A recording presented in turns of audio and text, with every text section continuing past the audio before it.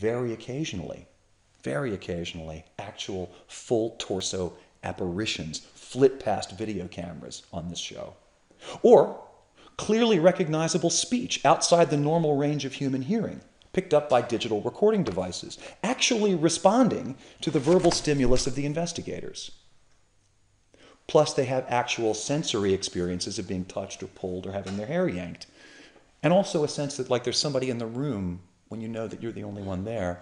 So here it is. You take these little bits of marginal evidence directly experienced by the senses and by the media extensions of the senses, and there is still plenty of room for skepticism.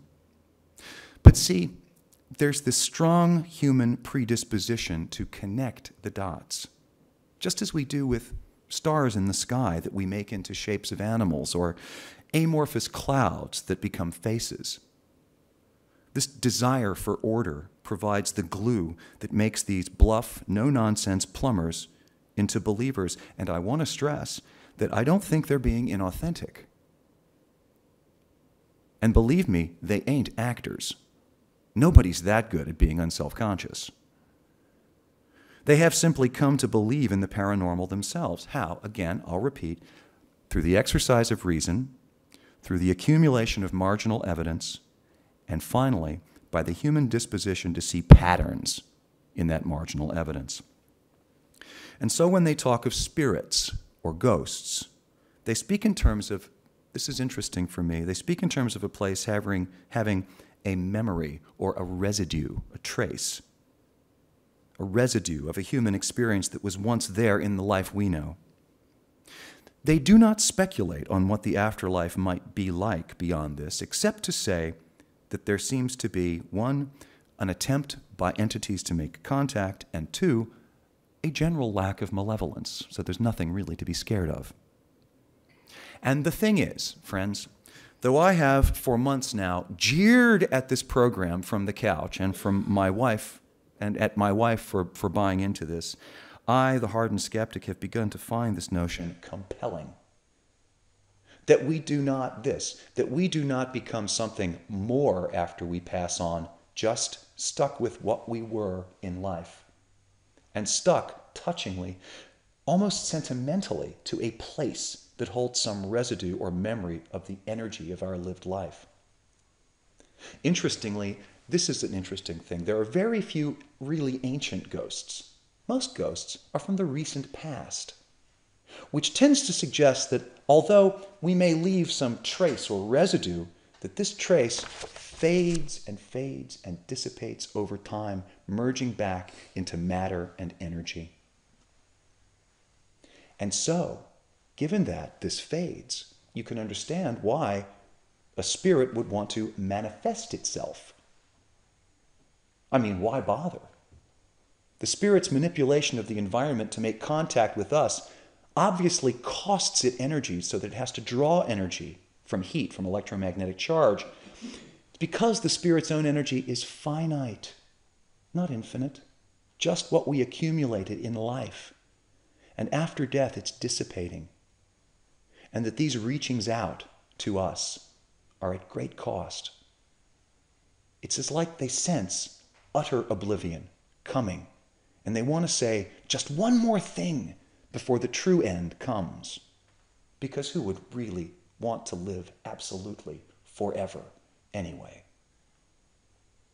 Now, it might extend our sympathies and open our hearts and our heads a bit to try this little thought experiment. Imagine being them. The world moves on, and for a while, you do not. Imagine being them. The game of life continues all about you, but you are no longer playing it. You're a mere witness from the celestial sidelines.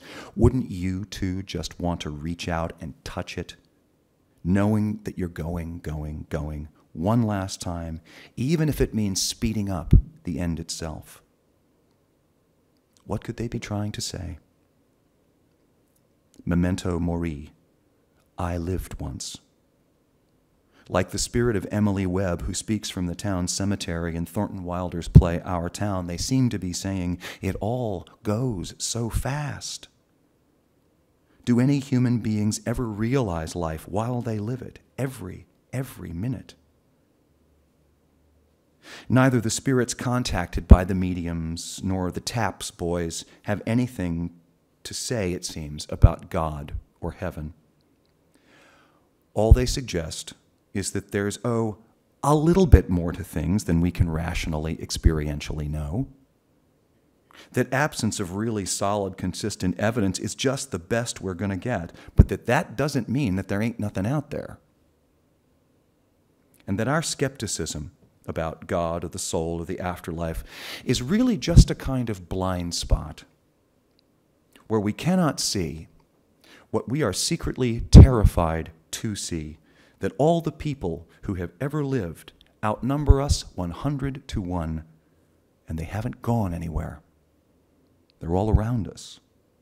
And that our immediate ancestors are out there melancholically witnessing and struggling to participate for just one more second in the wonder of this temporary life until they too must yield to nature and become electrons and wavelengths and air and rain. Perhaps, too, this may suggest a way for us to live in the here and now. The point is, it seems, to leave a trace, to leave a residue, to live more now. Not through bungee jumping or hang gliding or something, but just to be more sensate, to taste it all because it's finite. And however we use life, it goes. So lately, things have conspired, it seems, to make me utter this heresy that I, at least, though skeptical, am not closing doors just yet on issues like God or the soul or the afterlife.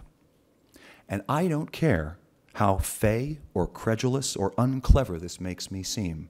If you don't like it, go blog about it.